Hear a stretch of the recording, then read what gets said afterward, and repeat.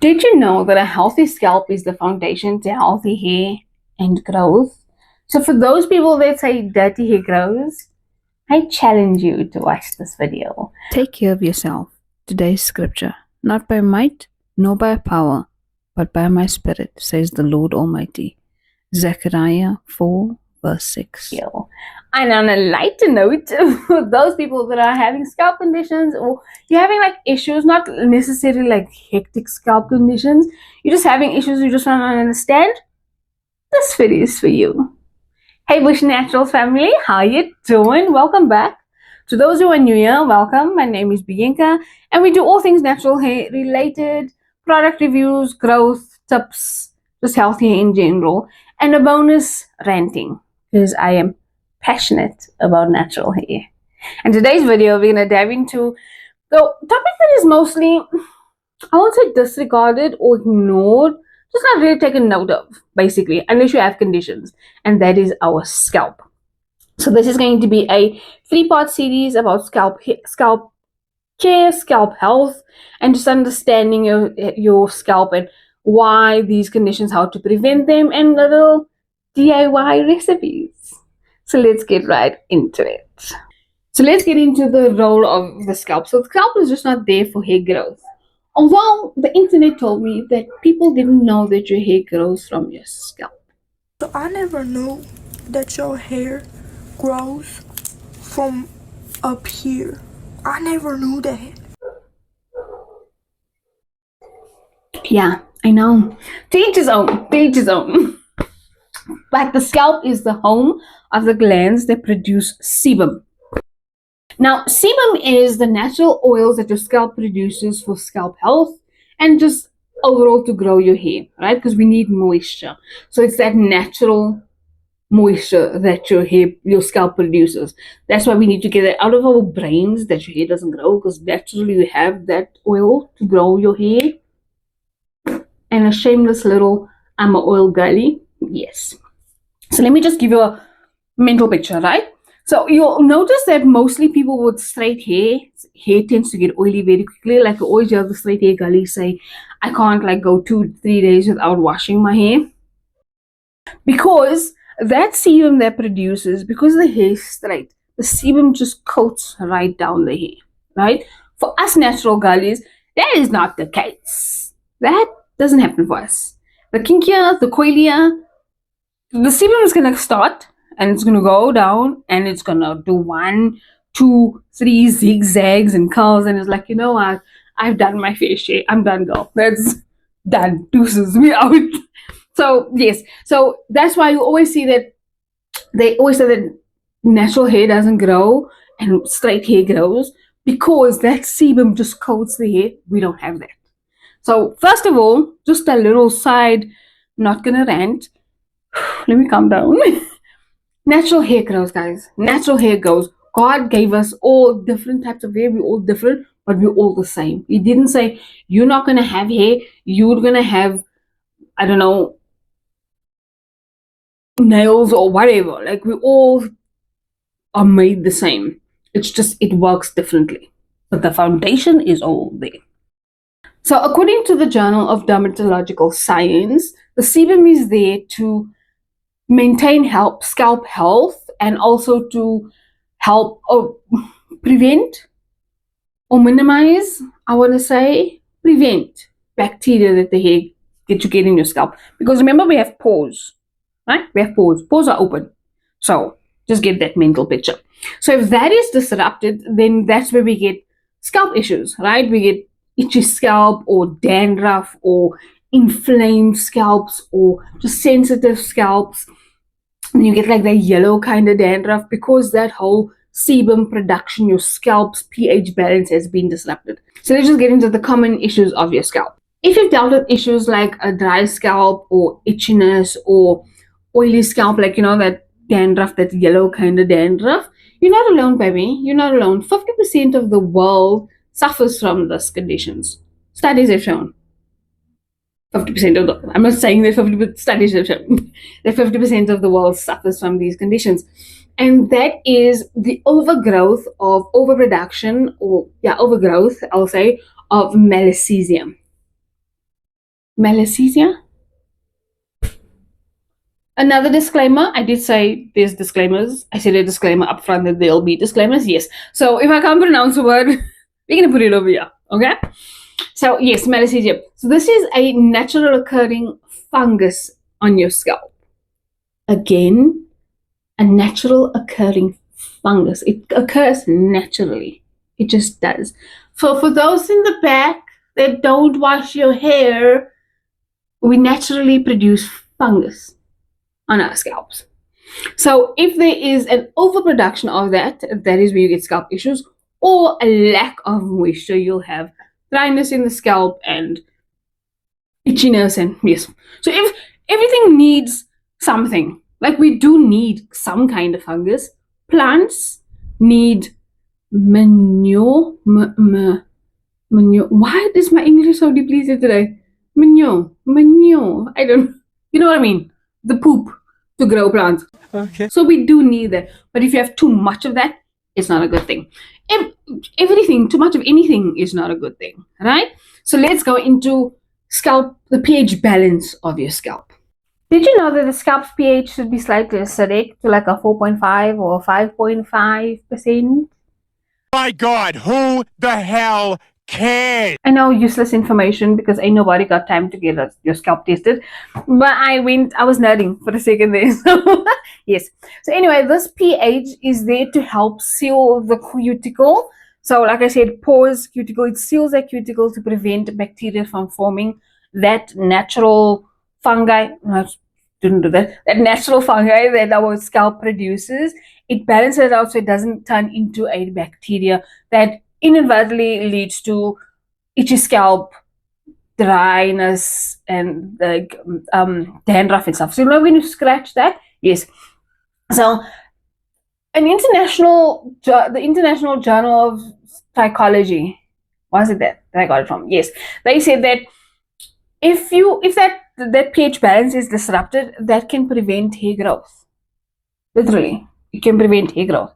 So this little video that I've made of, I've started my natural hair journey from over, and how I got to that point was a girl stated that she made a video about having a 4-year plateau. 4 years. Do you know that you can read waist length from big chop to waist length in 6, 7 years, maybe even 5? She had a 4-year plateau where her hair was not growing at all. She didn't have scalp issues. She didn't mention anything about scalp issues, but that's just a little something to think about. If you see that your hair is not growing and you protect the styling, and you're following me on my journey, you protect the styling and you are washing your hair and you are moisturizing your hair, but it's still not growing, look into that. So now what I'm going to do is I'm going to go into 3 ingredients that I want you to look out for to help with the pH balance, to help with scalp health, and just getting that things into place. The first thing, I was looking at my notes because I'm going to go on a whole other tangent. The first thing I want to talk about is our ever favorite. Well, these that I'm mentioning are my favorites. There's about like 1 or 2 that I was like, okay. So number 1, apple cider vinegar. Apple cider vinegar is there to help with the pH balance. Like, it's numero uno for pH balance, right? So it seals the cuticle. It gives it like that shine to your cuticle. So if you've done the maximum hydration, I want to show you. I don't know if I can put a video here because the one that I edited, I made sure that edit so you can't really see it. But when you do an apple cider vinegar, maximum hydration, not only does that the clay helps with definition, but the apple cider vinegar makes your hair shine so nicely, and it also helps with moisture and keeps that moisture in. Like I've mentioned in my previous videos, like ever since I done a maximum hydration, my products and I have low porosity hair, so my cuticle is like, so yeah. Apple cider vinegar, baby, she the one. Then number 2, aloe vera. Aloe vera is number 1 great for slip, but in regards to scalp health, it's a soothing agent. Like it gives that moisture that if you have like your scalp is burning or it's itching or like that, first try apple cider vinegar because she's numero uno. But then if it's like itching or it's burning, then use aloe vera. It gives such a like softness and a like your hair, like you immediately feel soothing when you use aloe vera. I do want to do a video on properly how to use or make aloe vera. Obviously, if you use the natural plant, if you use just the plant, so don't just take the plant, cut the aloe vera and put it on your scalp. Please don't do that. You didn't hear that from me. Just don't do that is what I'm telling you. So buy the store-bought one. It's really great for you.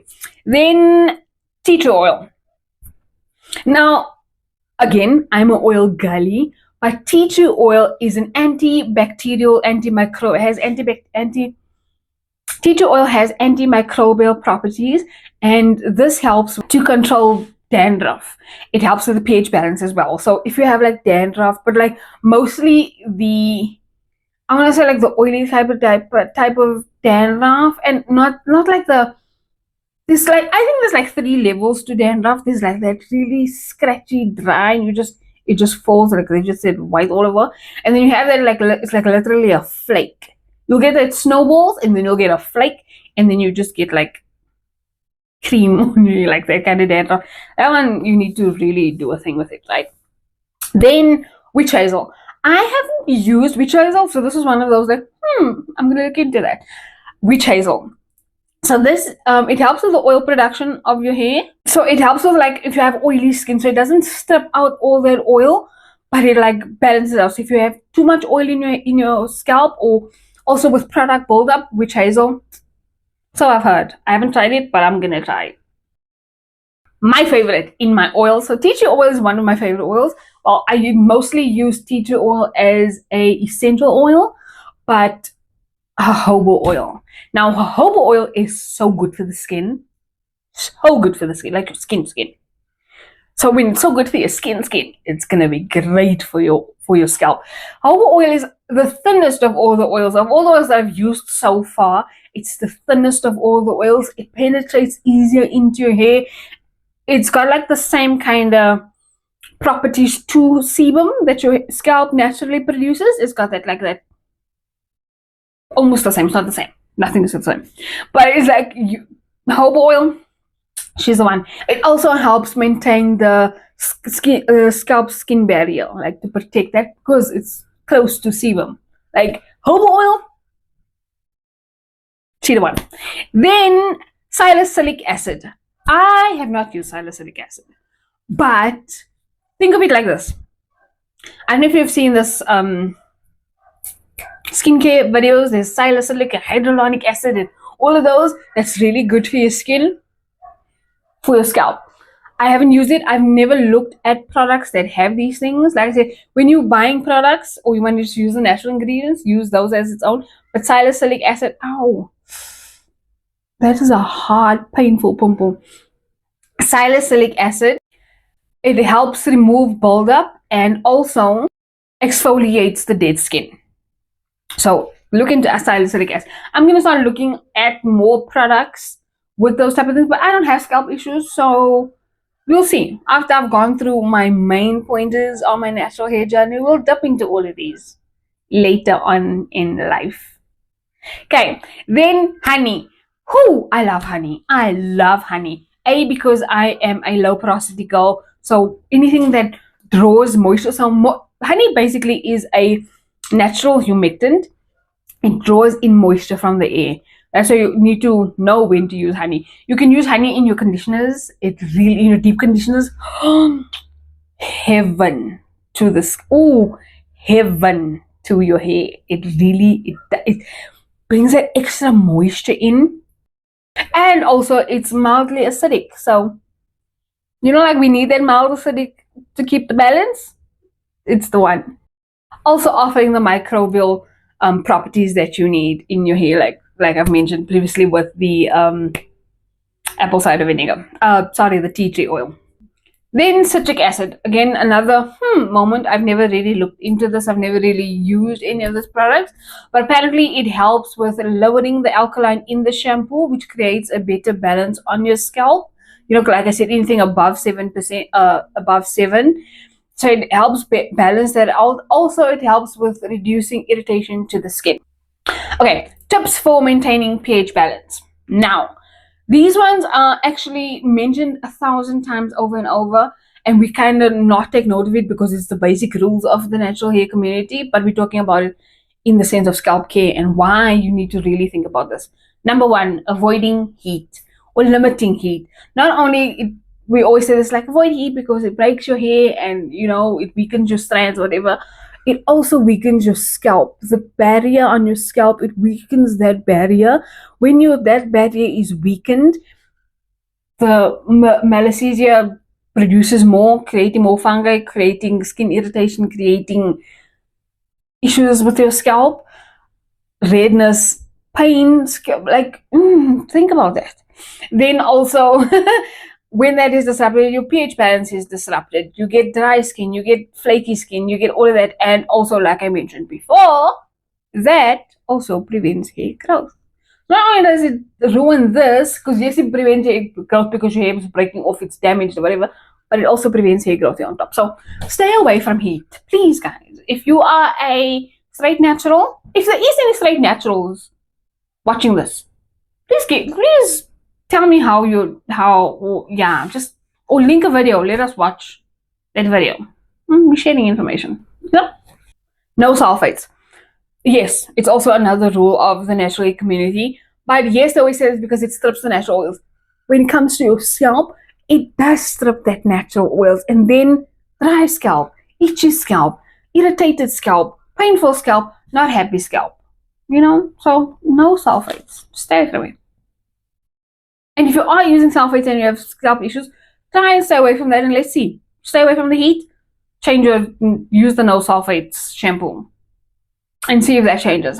When you are washing your hair, product buildup, the bacteria, the people that don't wash their hair, I'm just saying, wash your hair properly, rinse out that excessive oils, because excessive oil, again, I'm not gonna say the same thing over and over. And then lastly, this is like a no shit one. Yes, I never really thought of that, actually. A, because I don't have scalp issues, but B, because I don't think we ever look at that in anyone. Anybody does that. I've never watched a video of someone mentioning that. Man, look for ingredients that says products that says it balances your pH. Look for those.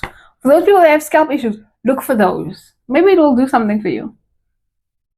Okay. Yes, I did something good today. That one was a aha moment for me.